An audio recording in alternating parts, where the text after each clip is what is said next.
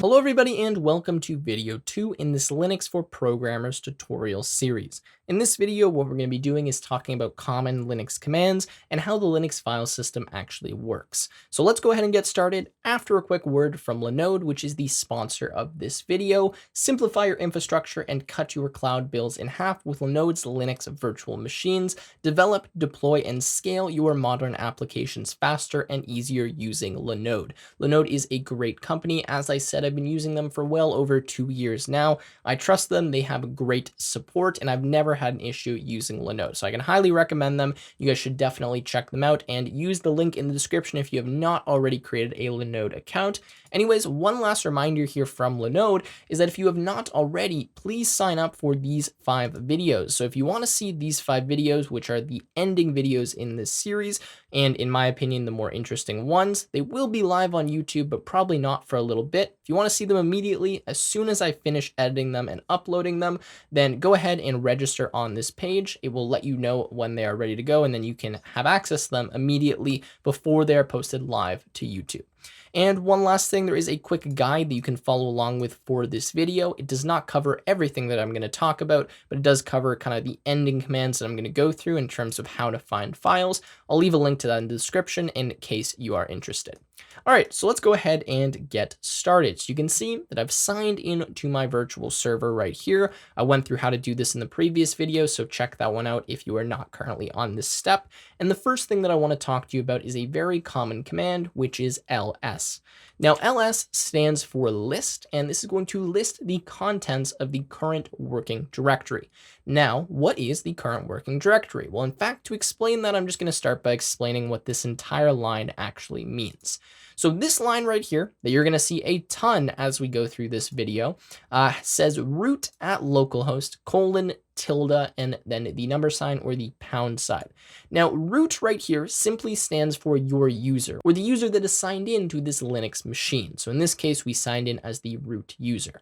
Then the @ sign is simply signifying that the thing after is going to be the location you are signed into. We are currently signed into localhost, although oftentimes this will say the IP address of your server. Then it's going to say colon. Colon simply signifies that we're ending this like root at localhost thing. And then afterwards is going to show you the current working directory. Now, our current working directory is actually tilde. What this pound sign means is, okay, you are now ready to start writing commands after this pound sign. So it's just a delimiter between your working directory and the user that's signed into this machine. So anyways, tilde stands for our user's home directory. So every single user, and we can have multiple users on our Linux device, will have a home directory. And for each user, it will be in a different place, but the tilde will mean you are in that user's home directory. So right now we're in the root user's home directory. So when I type ls, this is going to print out the contents of the user's home directory. So when I do this, I type ls, you see that we get snap, test1, tim.txt, and you won't see these files. I've created them previously just for this tutorial, but it's just showing you all of the things in this directory. Now I want to talk to you about another common command that we're going to have to use to be able to start explaining how this file system actually works. So now we know how to list out files, but how do we actually navigate this file system? How do I move out of this home directory? How do I get into the folder test1 or the folder snap or look at this file tim.txt? Well, to do this, we use what's known as cd. Now, cd stands for change directory. You simply type cd and then the path that you want to go to or the directory that you want to move into. So if I would like to get inside of the test1 directory, what I can do is type cd test1, then press enter, and this will change my working directory to be tilde, which is my user's home folder, and then test1. Now inside of here, we can check the contents of this folder. So if I type ls, notice we see that there's a folder called test2. So if I want to cd into this folder, I can type cd test2, and now I can check the contents of this directory. So now I type ls, and notice this is where the file tim.txt is located.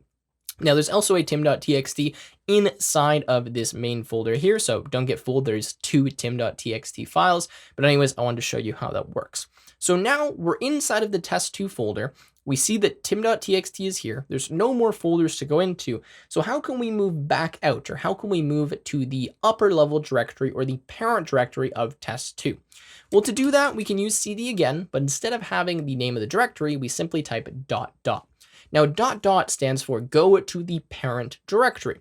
1 dot stands for the current directory, 2 dots stands for the parent directory. Now, don't get confused. 3 dots does not bring you up another directory above that. In fact, if you want to move up 2 directory levels, what you would type is cd ... This is just delimiting this and telling you, yes, I want to go to the parent of this parent. So if I type cd ... this brings me to test1. If I type cd ... again, this brings me back to the user's home folder. All right, so now let's do something crazy. Let's type cd ... again, and let's move into what we're going to call the root file system directory. Now, the official name of this directory is the root directory, but it's kind of confusing because there is technically a directory called root. So when you just see a slash here, this means you are in the highest possible directory. So this is where everything is going to be stored. And in fact, if I type ls, you can see that everything is here. So we actually have all of the directories that are contained on this Linux machine. Now, again, slash is just the main upper level file system directory. Everything is stored inside of this directory. There might be a few exceptions to that, but that's getting outside of the scope of this tutorial.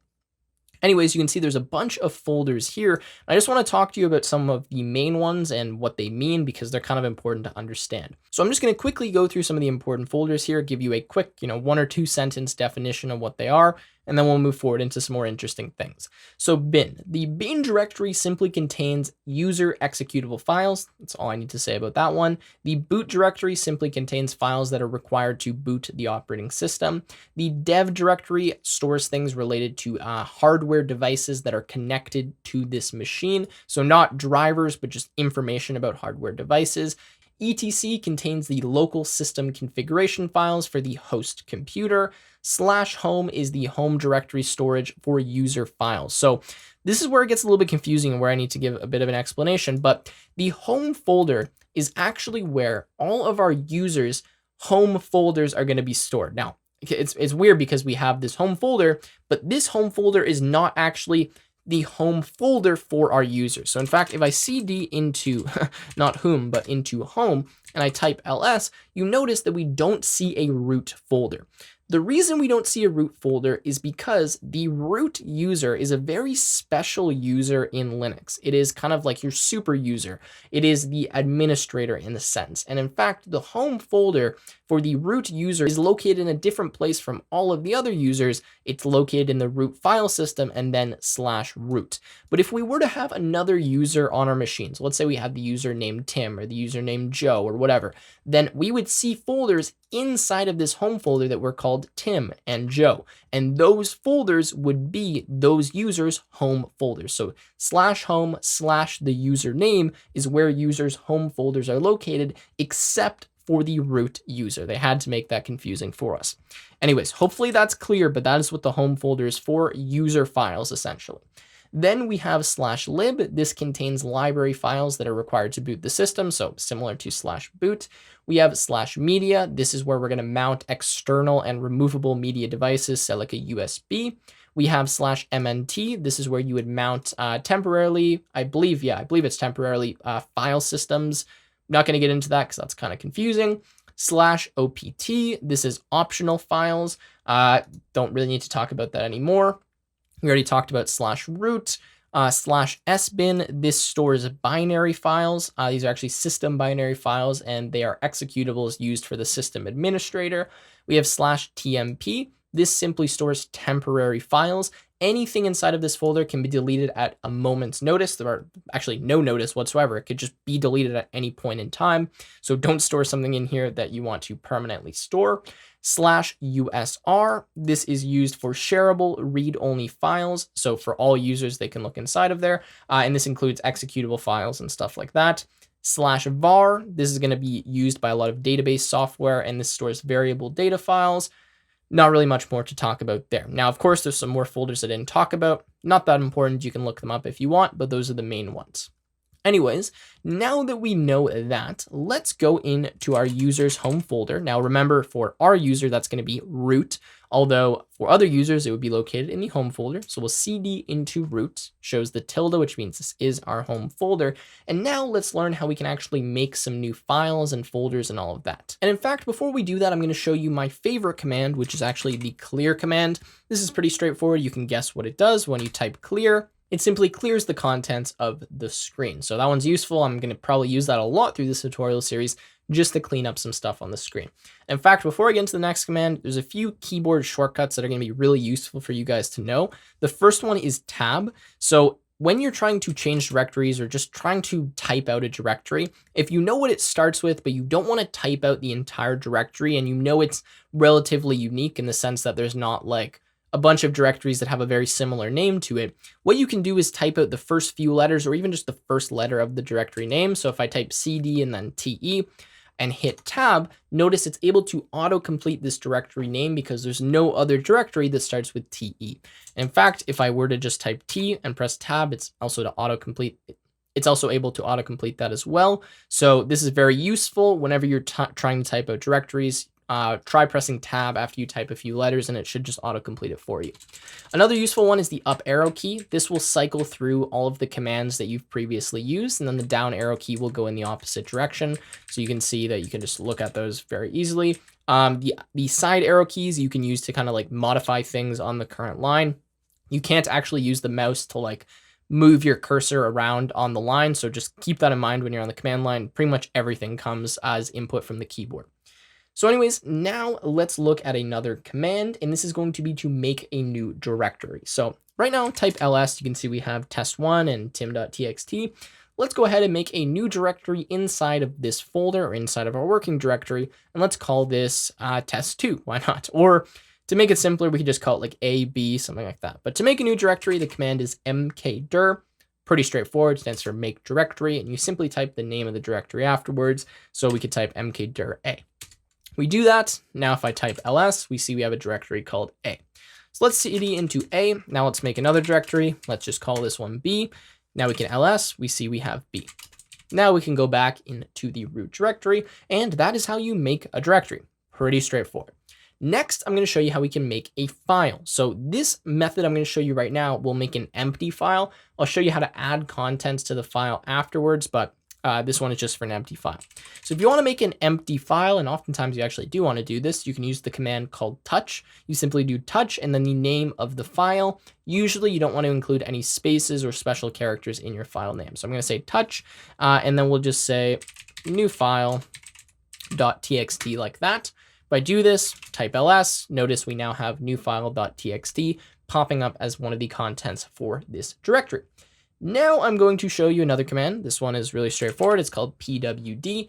This prints the current working directory. So when I do that, notice we get /root. That is equivalent to the tilde because again, the tilde represents that we are in this user's home directory, which is /root. Now, if I want to make a file, or sorry, not make a file, if I want to read a file, what I can do is use a command called cat. Now, cat stands for concatenate. It actually does many different things. I'm going to show you a few examples in a second. But if I want to just read a file, I can type cat and then the name of the file. So in this case, let's say I want to read tim.txt. I can type cat and then tim.txt. And notice it tells me that the output of this file, or the contents of this file, sorry, is hello, my name is Tim. Now, if I try to read the file we just made, so new file.txt, notice we get nothing because, well, there was no contents in that file.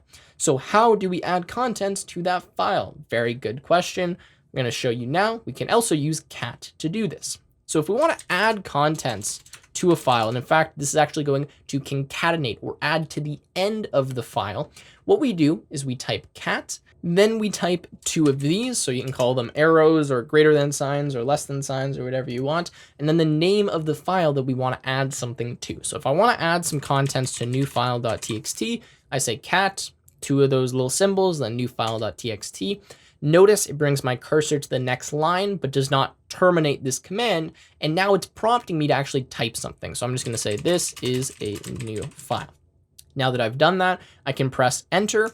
And notice that when I press enter, nothing happens. So how do I actually stop this? How do I get this command or get this cursor to stop running? Well, you just kind of have to know this, but the thing that you're going to do is type Control D. So you're going to use that shortcut that will end this, and then it will add those contents. So whatever you typed on these lines to that file. So now, after you've typed Control D to terminate that, you're going to type cat and then the name of the file that you want to read the contents of, new file.txt. Notice we get this is a new file. Now, just to show you, if I go ahead and add some more stuff to new file, so let's just add last line, and then we do Control D, and then we run this again. Notice it's going to concatenate to the end of the file and not override the file. So that is the basics of cat. That's how you read with cat. That's how you write contents into a file. Also, if the file does not currently exist, so let's say cat new file 1, we also could write directly into a file if it doesn't exist. So cat and then the 2 arrows and then new file 1.txt. It's going to put the cursor up again. Now I can just type, new stuff, Control D, and we should see that is going to write into this file. All right, so now we can read this file. So cat new file and then 1.txt, and notice we get new stuff inside of that file. So there's some more stuff that you can do with cat. In fact, one of the most common things is to concatenate the contents of one file to another. So let's actually concatenate the contents of new file 1 to new file. So to do this, we're going to say cat, then we're going to say the file that we want to take the contents from. So this file won't change. So we'll say new file1.txt, then those 2 little arrows again, and then the file we want to add this to. So we're going to say new file.txt. Go ahead and press enter. That's going to run that for us. And now we can cycle through our commands. We can read new file, and notice it added the contents of new file 1 to the end of new file 2. So there's some more stuff that you can do with cat, but that is kind of the basics, and that's all I'll show for right now. So before we move any further, I need to quickly thank the other sponsor of this video, which is AlgoExpert. AlgoExpert is the best platform to use when preparing for your software engineering coding interviews. And alongside their AlgoExpert product, they also have a product called System Expert, which is used to prepare for system design interviews and learn how to build large-scale systems. So get started using AlgoExpert today by hitting the link in the description and using the discount code TechWithTim for a discount on the platform. Next thing that I want to show you is the mv command. This stands for move. So this is how you actually move a file. This one is really straightforward. You simply say move and then the file name or even the directory name if you wanted to move an entire directory, and then to the location you want to move it to. So in this case, I want to move new file .txt, and I want to move this to, in fact, did we make a folder here? I think we made the folder called A. Yeah, we did. So let's move it to A. So mv new file.txt. And then A like that, press enter. And now if I ls, notice that new file is gone. If I cd into A and I type ls, we see that new file.txt is inside of there. So that's the basics for moving. You can also move multiple files at the same time. You can say move, and then what file do we have here? tim.txt and new file 1.txt. We want to move this into A. Or sorry, we need to go back a directory to do this. So cd ... and then move new file 1.txt and tim.txt to the folder A. If we do this, this should work. Type ls, notice all those are gone. cd into A, ls, and all of them are there.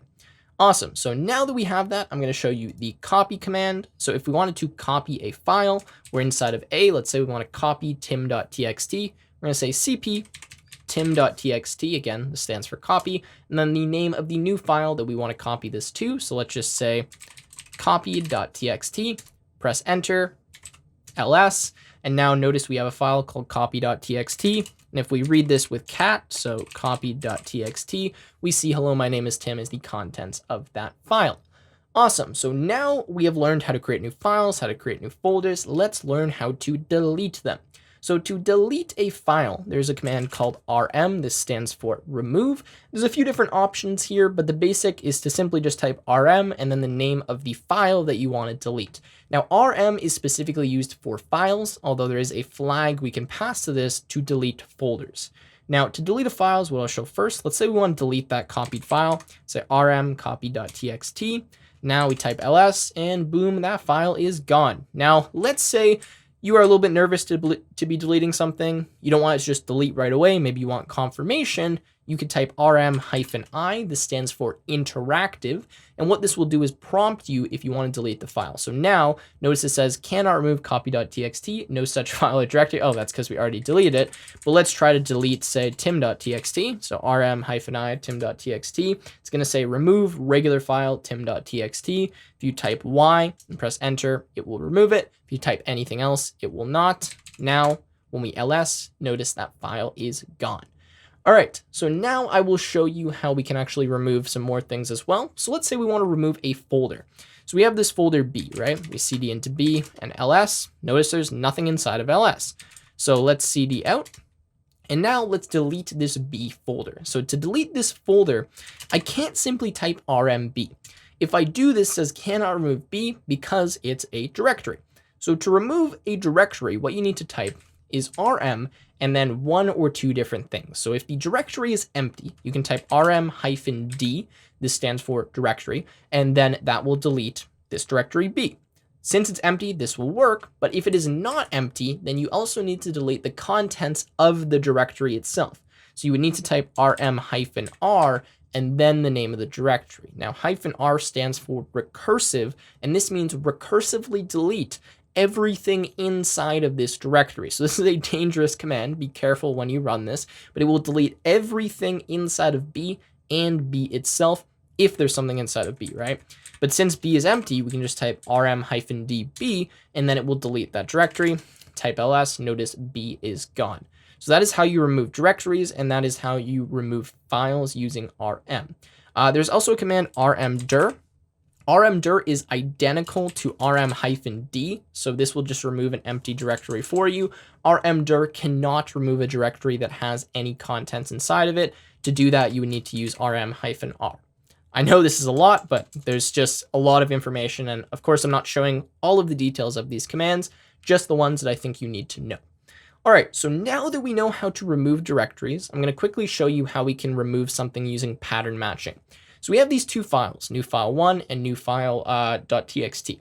Let's say we had like 25 million text files. Obviously, I don't want to remove all of them by typing in all their individual names. Maybe I don't even know all their individual names. You know, I type ls, my screen takes like 10 minutes to fill it all.